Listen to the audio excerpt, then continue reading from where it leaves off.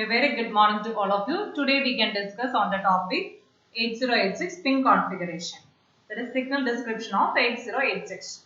So the microprocessor 8086 is a 16-bit CPU available in 3 clock rates. That is 5 MHz, 8 MHz and 10 MHz that we already discussed. Packaged in a 40-pin DIP, that is dual-in package chip. The 8086 operates in single processor or multiprocessor configuration to achieve high performance.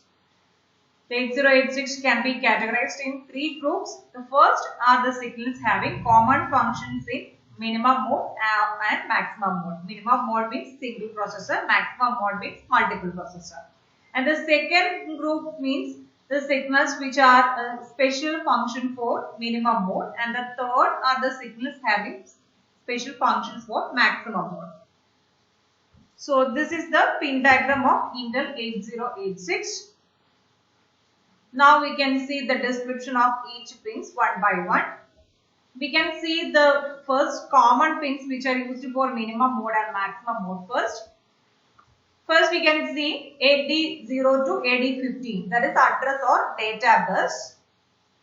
These are time multiplex memory IO address and data line.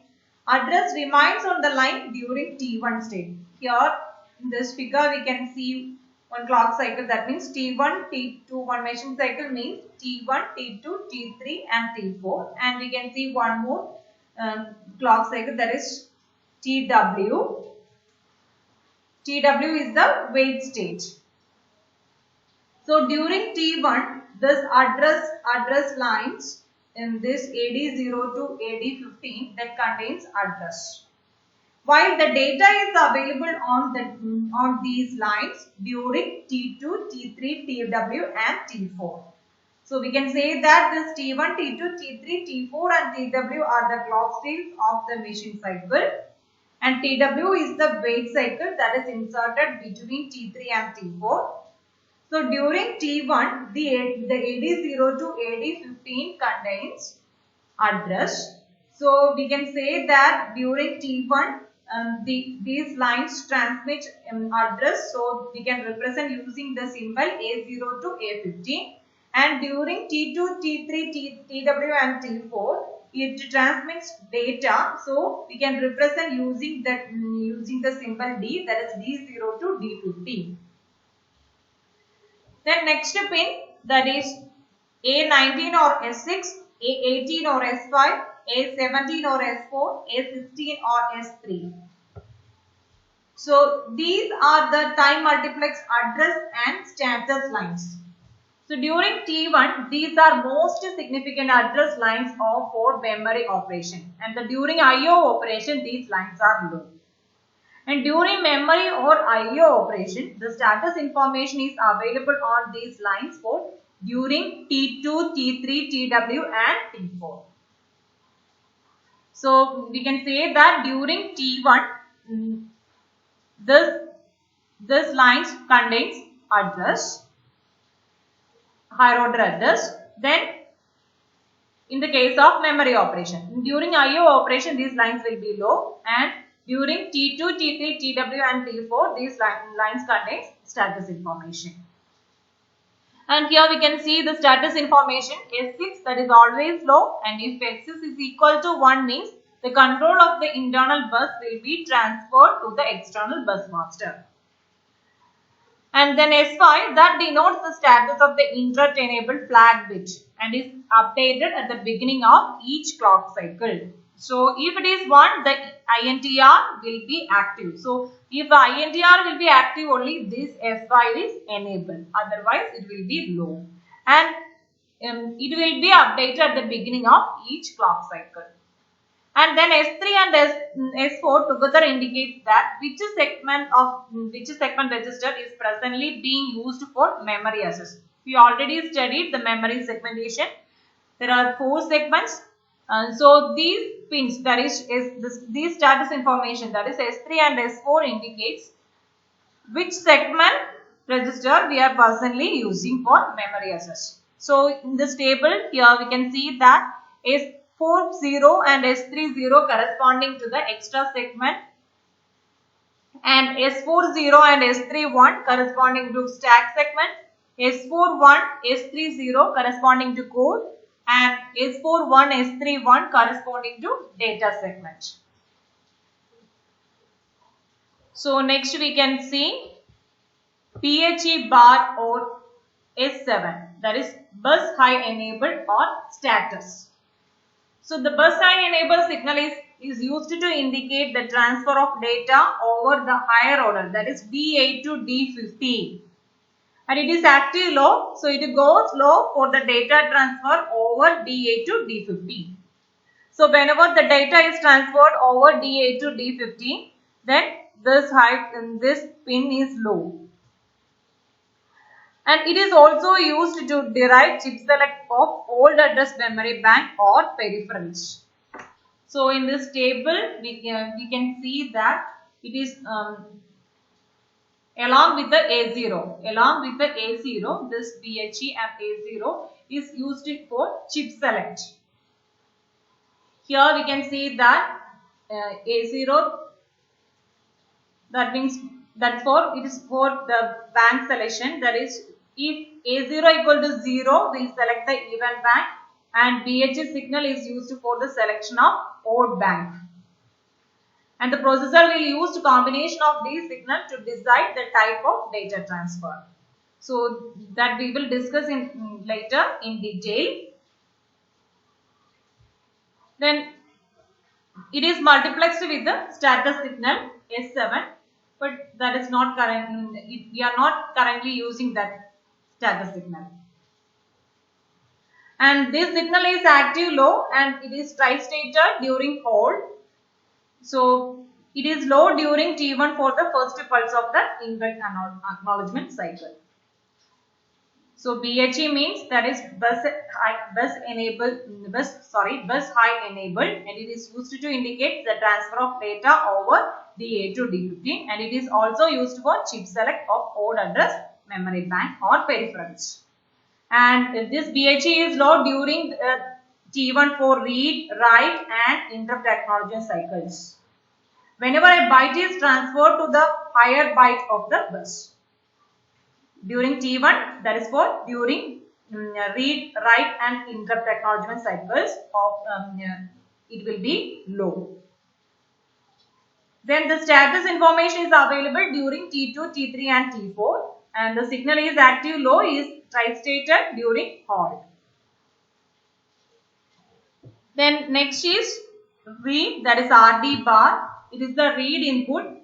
It will be it is active low. So when low indicates the peripherals that the process is performing a memory or IO read operation. RD bar is active low and shows the state for T2, T3, TW of any read cycle. The signal remains tri-stated during hold acknowledge. And next is ready. This is acknowledgement from the slow devices or memory that they have completed the data transfer. The signal made available by the device is synchronized by the clock generator, that is we are commonly using 8284A clock generator to provide ready input to the 8086, and the signal is active high. And next is INTR, that is interrupt request. So this is a level triggered input. This is sampled during the last clock cycle of each instruction to determine the availability of a request. If any interrupt request is pending, the processor enters the interrupt acknowledgement cycle. This can be internally masked by resetting the interrupt enabled flag. So this signal is active high and internally synchronized.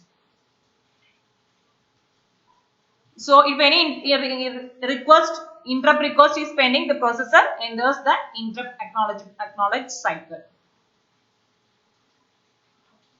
So this is sampled during the last clock cycle of each instruction to determine whether there is any request is there. And next is text bar. So this input is examined by the wait instruction. If the text bar goes low, execution will continue, else the processor remains in an idle state. And the input is synchronized internally during each clock cycle on leading edge of the clock. The next is NMI, that is non-maskable interrupt. This is edge triggered input which causes type 2 interrupt, and NMI means it's a non-maskable internally by the software. A transition from low to high initiates the interrupt response at the end of the current instruction. This input is internally synchronized. So we can say that a transition from low to high that indicates that the interrupt response at the end of our instruction, of current instruction. Next is reset. The input causes the processor to terminate the current activity and start execution from F0H. The signal is active high and must be active for at least 4 clock cycles. And it restarts execution when the reset returns low. So reset is also internally synchronized, and when it is active high means it will be active high for at least 4 clock cycles, and restarts execution only when the reset pin again goes to low. Next is clock, CLK, clock input. The clock input provides the basic timing for processor operation and bus control activity, and it is a symmetric square wave with 33% duty cycle, and the range of frequency for different versions we already discussed that. Then VCC, that is plus 5 volt power supply for the operation of the internal circuit, and GND, that is ground for internal circuit. So these are the pins common for minimum mode and maximum mode.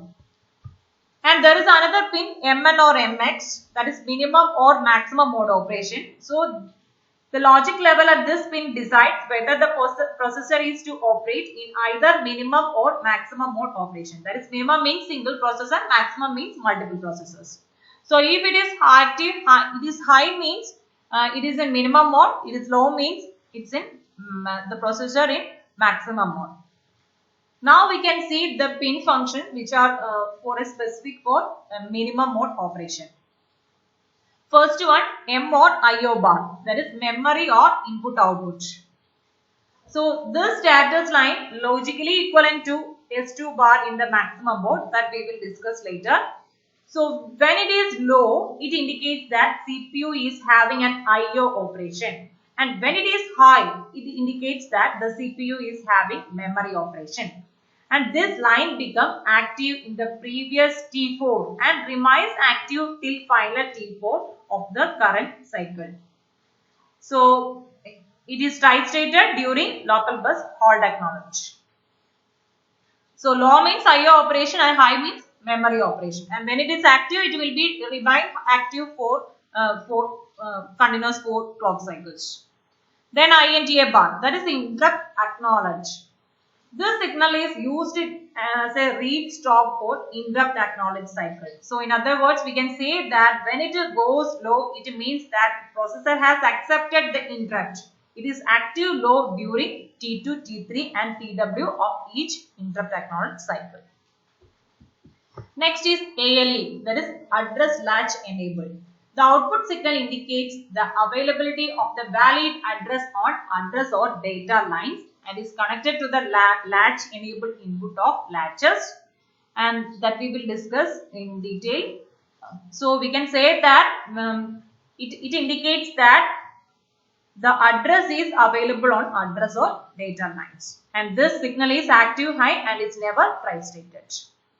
The next is DT or R bar, data transmit or receive. This output is used to decide the direction of the data flow through the transceivers, that is bidirectional buffers. When the processor sends out data, this signal is high, that means transmitting data. And when the processor is receiving data, this signal is low. Logically, this is equivalent to S1 bar in maximum mode that we will discuss later.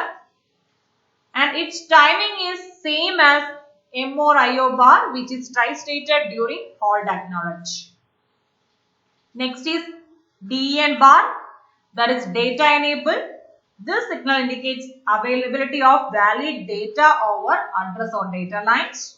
So it is to enable the transceivers, that is bidirectional buffers, to separate the data from the multiplex address or data signal. and it is active from the middle of T2 until the middle of T4. So during T1, this address or data lines having address. When in the middle of from the middle of T2 to the middle of T4, the address or data lines having data. So at that time, this will be active. Active means active low. And the DN bar is tri-stated during hold acknowledge cycle. So next is hold or HLDA. So hold or that HLDA means hold acknowledge. When the hold signal goes high, it indicates to the processor that another device is requesting the bus access. So another device is requesting the bus master request. So another device is sending the bus master request. So processor, after receiving the hold request, issues the hold acknowledgement signal on the HLDA pin in the middle of the next clock cycle after completing the current bus cycle. So at the same time, the processor floats the local bus and control lines. So whenever the processor detects a fault line low, it lowers the HLDA signal. So after the use of this bus, then the external device will make the hold line low. So the processor detects the hold line is low, it lowers the HLDA signal also. And if a DMA request is made while the CPU is performing a memory or IO cycle, it will release the local bus during T4 if in some conditions only. If that means if the request was on or before T2 state of the current cycle, then it will release the bus. And if the processor is not executing any lock instruction, if the processor is executing some lock instruction, it will not release the bus. Then current cycle is not the first acknowledgement of the interrupt acknowledgement sequence, then it will release the bus. And the current cycle is not operating over the lower byte of the board also, it will release the bus during T4. Then next is we can discuss the pins which are specific for maximum mode of operation, that is S0 bar, S1 bar and S2 bar, that is status lines. So these are status lines which indicates the type of operation being carried out by the processor. So the table indicates different configuration, that is S0, S1, S2, different combinations of bits configuration. It indicates the process carried out by the processor. So all are 0 means interrupt acknowledgement. Then is 001 read IO, 010 write IO port, then 011 halt, 100 code access, 101 read memory, 110 write memory, 111 passive. So these status lines become active during T4 of the previous cycle and remain active during T1 and T2 of the current cycle. And the status lines return to the passive state during T4 of the current cycle. And then again it will be active during the T4 cycle for the next cycle. Okay, and it will be active during T4 of the previous cycle and remains active T1 and T2 cycles, and then it return to passive state during T3 and again active during T4 for the next bus cycle. And any change in the lines during T3 indicates that starting of a new cycle. Then next is lock bar. Lock bar means lock. So this output pin indicates that other system bus master will be prevented from gaining the system bus while the lock signal is low. It is active low signal. If it is low, that is, it is activated by the lock prefix instruction and remains active until the completion of the next instruction. So when a CPU is executing a critical execution which requires the system bus, and the lock prefix instruction ensures that the processor connected in the system will not gain the control of the bus to other devices. Then next is QS1 and QS0, Q status. So these lines give the information about the status of the port prefix Q. So here in this table we can see that different combination of QS1, QS0. QS1, QS0, 00 means no operation, 01 means first byte of the port from Q, and 10 means empty Q, and 11 means subsequent byte from Q. So these are active during clock cycle, after which the Q operation is performed. So this will give the information or status of the code prefix Q. And next is Q operation we already discussed. Next is RQ or GT0, RQ or GT1. So these pins are actually used by the local bus masters in maximum mode to force the processor to release the local bus at the end of the processor's current bus cycle. So these pins are bidirectional, and here are RQ GT0 and RQ GT1 are there, and RQ GT0 having higher priority than RQ or GT1. That means at the end of the, if it is active means at the end of the current bus cycle, the processor has to release the local bus to the that external device who is requesting the bus master request. Then due to the involvement of multiple processors, these pins indicate the request and grant permission for accessing the bus, memory and peripherals. So the request and grant are operations are occurring at the end of each clock cycle. So a pulse on one clock byte from another bus master requests the bus access to 8086, and during T4 or T1 of the next clock cycle, the other devices can send a request to the bus master. Then 8086 has allowed the local bus to that device and goes to float, and it will be enter the hold acknowledge stage in the next clock cycle.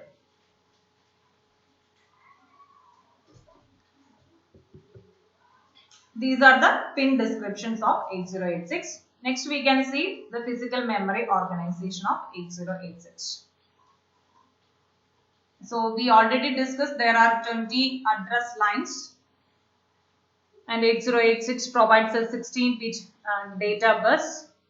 So it is capable of transferring 16-bit in one cycle, but each memory location is only of 1 byte, that is 8 bits, where we need 2 cycles to access 16 bits from 2 different memory locations.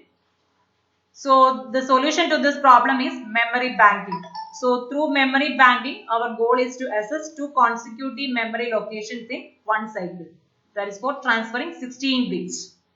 So the memory chip is equally divided into 2 parts. One of the bank contains even address called even bank, and the other contains odd addresses called odd bank. Even bank always gives lower byte, so the even bank is also called lower bank, and odd bank is also called higher bank. And this banking scheme allows to access 2 aligned memory locations from both banks simultaneously and process 16-bit data transfer. So the memory banking doesn't make it compulsory to transfer 16 bits, it facilitates the 16-bit data transfer. So the choice between 8-bit and 16-bit transfer depending upon the instruction given by the programmer. So in this figure we can see that we already discussed A0 and BHE, and that is actually used for this selection of this memory bank. That means A0 and BHE both are 0 means 16-bit data transfer from both this odd bank and even bank. And BHE 0 and that we already discussed in the previous slide. Yeah. this one. That is, if BHE 0 and A0 1 means 8-bit data transfer from odd bank, and then 1 0 means 8-bit data transfer from even bank, and 1 1 means it's no operation, that is ideal. So in this here, the first machine cycle generates odd address transfer, lower order 8 bits on the higher order net. That means A1 equal to 1. So that will transfer lower order 8 bits on the higher order data bus, and in the second machine cycle, higher order data bus will be transferred on the lower order data bus. So here we can see, coming back to the physical memory organization. Commercially available memory chips are only 1 byte size, and that can be stored only 1 byte in one memory location. To store 16-bit to successive memory locations are used, and the lower byte of 16-bit data can be stored in first memory location, while the second byte is stored in the next location. So in a 16-bit read or write operation, both of these bytes will be read or written in a single machine cycle. So in the case of BIO requires 1 or 2 memory cycles depending upon whether the starting byte is located at an even or odd address. It is always better to locate the word data at an even address because to read or write complete word from the memory, if it is located in an even address, only one read or write cycle is required. If the word is located in the odd address, the first read or write cycle is required for accessing the lower byte, while the second one is required for accessing the upper byte. Thus, 2 bicycles are required if the word is located in an odd address. So, it should be kept in mind that while initializing the stack, they should be initialized at an even address for efficient operation. And in this figure, we can see that to store a 16-bit, 2 successive memory locations are used. Lower byte of 16-bit can be stored in the first memory location, while the second byte is stored in the next location. In 16-bit input-output read operation, both of these will be read or written in the single machine cycle. So here you can see that the bits D0 to D7 of 16-bit data will be transferred over D0 to D7, that is lower byte of 16-bit data bus to or from the 8-bit memory, that is even bus, even address bank, that is the second one. And D8 to D15 of 16-bit will be transferred over D8 to D15, that is higher bytes of the 16-bit data bus of the microprocessor to and from 8-bit memory, that is the odd address bank, that is the first one. Thus, to achieve a 16-bit data transfer using 8-bit memory in parallel. So, this provides an efficient operation. So, the if 8086 transfers a 16-bit to or from memory, both of these banks must be selected for 16-bit operation. And the signals, 2 signals A0 and BHE, the status of that signals is used for selecting the memory. It is used for selecting the even memory or odd memory. That's all about the physical memory organization. And next is general bus operation cycle.